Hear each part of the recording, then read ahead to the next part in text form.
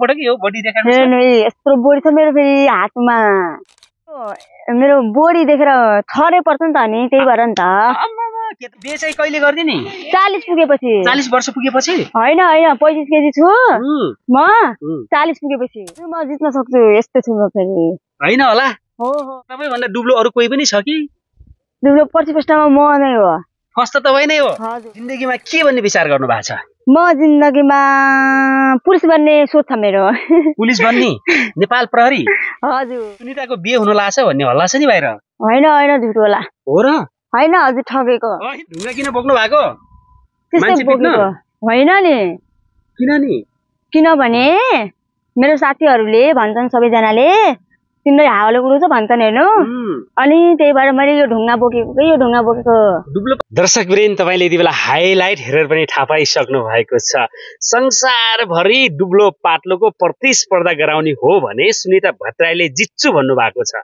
आजको भिडियो अत्यन्तै रमाइलो हुनेवाला छ दर्शकवृन्द अन्तिमसम्म हेर्नु होला बहिनीको यो भिडियो मन पर्छ भने पनि शेयर गरिदिनु होला अब लाग्छौं हामी कुराकानीतर्फ बहिनी नमस्ते नमस्ते साथीहरु सबैजनालाई नमस्ते हजुरले पनि नमस्ते मलाई पनि नमस्ते गरिदिनु भयो मैले सुरुमा गरेछु है तपाईलाई है हस् अब तपाईको नाम चाहिँ भनिदिनुस् न मेरो नाम सुनिता भट्टराई हो सुनिता भट्टराई हुनुहुन्छ कति वर्ष हुनुभयो म त 20 वर्ष भए 20 वर्ष भइसक्नु भयो हजुर हामी कति अग्लो हुनुहुन्छ नि म त अग्लै छु माथिसम्म छु माथिसम्म हुनुहुन्छ म भन्दा नि अग्लो हुनुहुन्छ म त हजुर भन्दा नि झन अग्लो छु म भन्दा नि अग्लो हजुर है तपाई र म नापियौ त त्यसो भए नापिनु पर्दैन म अग्लो छु अग्लो हुनुहुन्छ हैन हजुर अनि कति किलो हुनुहुन्छ हजुर किलो त म भनिदिन्छु है त कि धार्ने बिस्युली हैन 25 किलो जति थियो 35 किलो जति हुनुहुन्छ 20 वर्ष भइसक्नु भएछ नि हजुर 20 वर्ष पुग्यो के गर्दै हुनुहुन्छ अहिले तपाई चाहिँ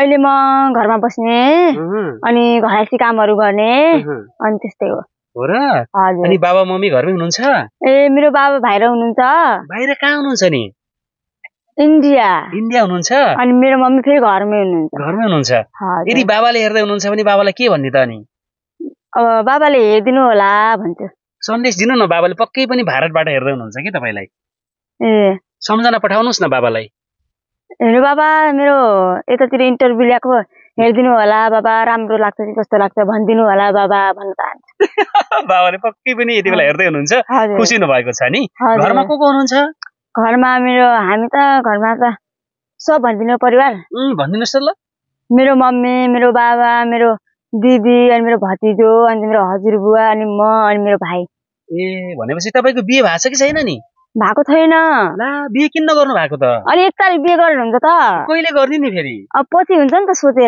सोचेर पो मैले त सुनिरहेको थिएँ अस्ति कुराकानी अन्तर्वार्ता गरेको अब सुस्मिताको त बिहे हुँदैछ अरे भन्ने हैन त्यसै झुट हो ए सुनिताको बिहे हुन लाग्छ भन्ने हल्ला छ नि बाहिर हैन झुट होला हो र हैन हजुर ठगेको अनि वरिपरि हिँड्ने बेला संग साथीहरूले के भन्छन् तपाईलाई के भन्ने सुन्ता त यस्तो उस्तो अब राम्रो छन् अनि यस्तो छ उस्तो सब भन्नुहुन्छ के हो र अब तपाई 20 वर्षको उमेरमा 35 किलो हुनुहुन्छ हैन तपाई जस्तै दुब्लो पातलो थुप्रै मान्छे छन् होला के कम्पिटिसन गरायो भने बाजी मार्नुहुन्छ हजुर म दुब्लो पातलो परीक्षामा म दुब्लो छु दुब्लो हुनुहुन्छ हजुर तपाईले जित्न सक्नुहुन्छ हजुर म जित्न सक्छु यस्तो छु म फेरि हैन होला हो तपाई भन्दा दुब्लो अरु कोही पनि छ कि दुब्लो पछि फर्स्टमा म नै हो फर्स्ट त तपाई नै हो हजुर पक्का हो जित्नुहुन्छ हजुर अनि केटा साथी कतिको छन् नि तपाईको मेरो केटा साथी त अब लाइफमा हो के र टिचर लाइफमा हो के र अब त्यस्तो यतातिर लाइफमा नभएर अब छैनन् लाइफमा चाहिँ हुनुहुन्छ साथीहरु हो र फेसबुक चलाउनुहुन्छ फेसबुक म चलाउँछु नि त हो र केटा साथीहरुले के भन्छन् नि अब के भन्दिनको मेरो हजुरलाई केही भन्दैनन् हो र उमेर त 20 वर्ष भएछ तपाईको हैन अब केटा साथी पनि छन् होला हैन कतिले माया गर्छु पनि भन्छन् होला नि तपाईलाई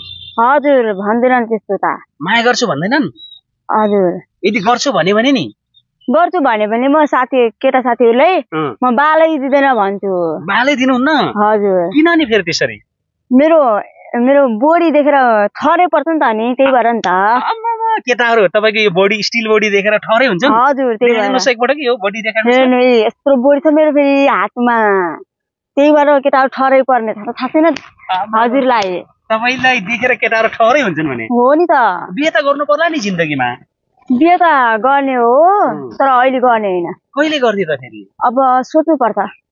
कतै बनाउनु भएको छ कि? त्यस्तो बनाएको छैन। हो? हजुर। टिकटक नाम के छ तपाईँको? टिकटकको अहिले नाम सुनिता भट्टराई अनि लास्टमा 281 281। हजुर। टिकटकमा खुब गेम खेल्नुहुन्छ नि? म त लाइफमा त बस्ने हो। पैसा कमाउँछ नि टिकटकबाट? हो? पैसा त त्यस्तो कमाएको छैन। हो र? हजुर। पक्का होला के भने? हो। पैसा कमाउनु भयो होला भने कि? कमाएको छैन, अलिअलि हो, त्यस्तो कमाएको छैन। हो र? अनि सबैभन्दा बढी माया कसले गर्छ, बाबाले कि मम्मीले? को भन्दैन अब? भन्नुहोस् न तपाईँलाई। मम्मीले। मम्मीले माया गर्नुहुन्छ? अनि बाबा परदेशमा हुनुहुन्छ, फेरि बाबा रिसाउनु होला नि? बाबाले पनि गर्नुहुन्छ भनौँ न त। हो र? हजुर। अहिले सम्झाएपछि भन्नुभयो क्या? होइन होइन। हो र? होइन, बाबा मम्मी सबले गर्नुहुन्छ। सबले गर्नुहुन्छ? पढाइ कहाँसम्म पुग्यो तपाईँको? पढाइ त मेरो 11 सम्म पुग्यो। 11? पढ्दै हुनुहुन्छ? नाइ, म पढ्न छोड्दियो। छोड्नु भयो? हजुर। किन छोड्नु भयो नि पढाइ चाहिँ? बिचमा बिरामी भएको र, अनि त्यही भएर। फेरि पढ्ने कि नपढ्ने? अब चाहिँ सोच्नु पर्छ। हो? अब जिन्दगीमा के बन्ने विचार गर्नु भएको छ? अब जिन्दगीमा त म के भन्ने के बन्नेमा केही सोचेको छैन। सोच्नु भएको छैन? सोच्नु पर्छ त नि। सोचेको छैन के भन्ने। अनि मोटाउनु पर्छ कि पर्दैन? मोटाउने भने अब हुन त अब मोटाउने बिस्तारै बिस्तारै। हो र? के खानु पर्छ होला मोटाउनलाई फेरि? अब खै त्यो पनि थाहा भएन अब के खानु पर्छ। डाक्टरलाई सोध्नु भएको छैन? डाक्टरलाई नै सोधेको छैन। हो र? हजुर। के खाएपछि मोटाइन्छ होला जस्तो लाग्छ चाहिँ जिउ चाहिँ? अब हुन्छ नि त, अब अन्डाहरू खाने मोटाइन्छ होला, माछा मासु खाने मोटाइन्छ होला, त्यही हो। खानु भएको छ? खान्छु नि त म। किन मोटाउनु भएन त? अब खै त्यो थाहा भएन। खान त खाइदिन्छु, त्यस्तो मलाई थाहा भएन। मोटाउने रहर छ कि छैन? मोटाउनु लाग्दा एकदमै छ मलाई। हो? हजुर। कति किलो बन्न मन छ? मलाई धेरै त चाहिँदैन, 40 कट्न पाए ठिक हुन्छ मलाई। 40 उमेर कि किलो? 40 किलो। 40 किलो मोटाउनु मन छ है? कति दुब्ली छस् भनेर केटाहरूले हेला गर्छन्, साथीहरूले, केटी साथीहरूले? नाइ गर्दैनन्। गर्छन् होला भने? नाइ गर्दैनन्। पक्का हो? हजुर। घरमा के काम गर्नुहुन्छ नि? घरमा त बन जाने, दाउरा घाँस गर्ने, भाडा मिच्ने, अनि चुलो कुसा गर्ने, अनि बराल्ने सबै गर्नुहुन्छ है? हजुर। तपाईँले सबैभन्दा बढी माया कसलाई गर्नुहुन्छ? सबैले गर्छु म त। बाबालाई कि मम्मीलाई? दुईटैले। हजुरबा हुनुहुन्छ? मेरो हजुरबा पनि माया लाग्छ मलाई। लाग्छ? हजुर। भाइहरूको पनि बहिनीहरूको पनि? सबको लाग्छ। लाग्छ है?